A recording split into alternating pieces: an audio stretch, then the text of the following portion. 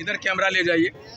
और ये सुरेंद्र बाबू हैं, ये दोनों के मेहनत और हमारे जो जिला अध्यक्ष हैं राजेश गुप्ता जी और 3 जिला का और जो लोग हैं उनके वजह से ये संभव हो चुका। और ये भी दिखाता है कि हाको रथमपान अपने चरम की ओर बढ़ता जा रहा है और हम अपनी आरक्षण की लड़ाई को और तेज देंगे, गति को और तेज करेंगे और सरकार को दिखाएंगे। और आपको ये भी बता दें कि ये जो 4 विधानसभा में उपचुनाव हो रहे हैं, आप देखेंगे मुजफ्फरपुर का रैली का भी असर आपको वहाँ दिखाई पड़ेगा। उम्मीद की थी आपने कि इतनी संख्या में लोग भारी मात्रा में आएंगे और इस तरह आपके आंदोलन में लगातार पिछले 5 घंटे से बने रहेंगे? मुझे उम्मीद सिर्फ इसलिए भी थी कि सुरेंद्र भाई हमसे हमेशा रहते थे कि हम एक नया आयाम देंगे। यहाँ को रथमपान को मुजफ्फरपुर एक नया आयाम देगा। और आप याद रखिएगा, आपने देखा कि भीड़ टस से मस नहीं हुई और पूरा मैदान में ये जगह भरने की, जगह रखने की, पैर रखने की जगह नहीं थी। भीड़ देखकर आप आज भावुक भी क्यों? नहीं, भावुक भीड़ देख के नहीं।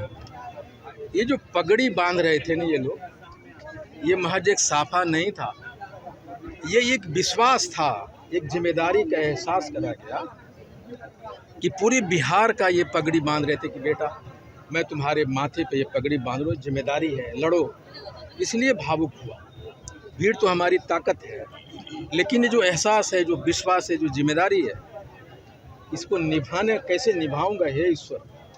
इन लोगों के प्रति कृतज्ञता के मेरे आंसू थे जो निकल आए और मैं अपने आप को रोक नहीं सका, इसलिए आंसू निकले। आने वाले समय में लगता है कि पान समाज का भी एक राजनीतिक पार्टी बनाएगी? मैं ये तो नहीं कहूँगा, ये समय के गर्भ पे है, लेकिन ये जरूर मैं कह दूँ कि पान समाज के वोट अब कहीं जाने वाले नहीं हैं और हम आरक्षण वापस लेंगे।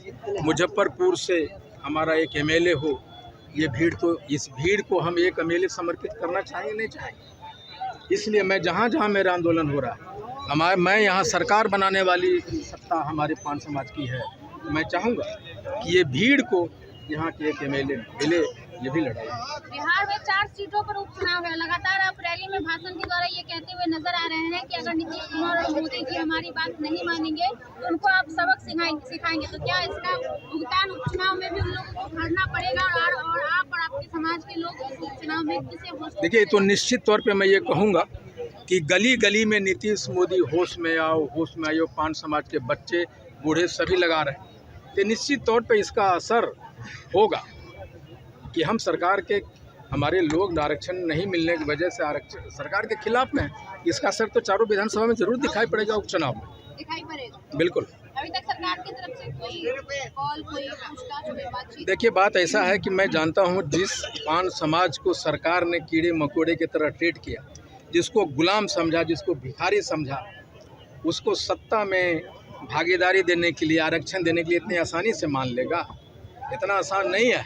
और मैं ये गलतफहमी पालता भी नहीं। और मेरे लोग भी धीरे धीरे जानते हैं इस चीज़ को कि हमें लड़ना होगा और हम लड़ते रहेंगे जब तक आरक्षण वापस न मिले। आपने अपने भाषण में कहा कि आपके घर की निगरानी हुई है, क्या आप आईपी गुप्ता को डराने धमकाने की कोशिश कर रही है? जी हाँ, बिल्कुल निगरानी हो रही। वो कौन लोग थे मुझे नहीं पता, और मुझे ये भी मालूम है कि हमारे कांग्रेस के जो प्रदेश अध्यक्ष हैं, मेरी सुरक्षा के लिए एक चिट्ठी लिखा था एडीजी सिक्योरिटी को।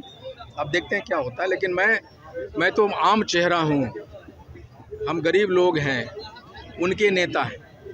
हमारी जो सुरक्षा है उनकी दुआओं में है, भगवान के आशीर्वाद में। इस विशाल रैली के बाद अगला कदम क्या होगा? देखिए, मेरा अगला कदम यह कि 17 नवंबर को हम एक सम्मेलन करने जा रहे हैं जयनगर में, और 24 तारीख को हम करने जा रहे हैं दरभंगा में। और हाको रथमपान निर्बाध रूप से अपने लोगों के पास पहुंच रहा है, सारथी बनाता जा रहा है।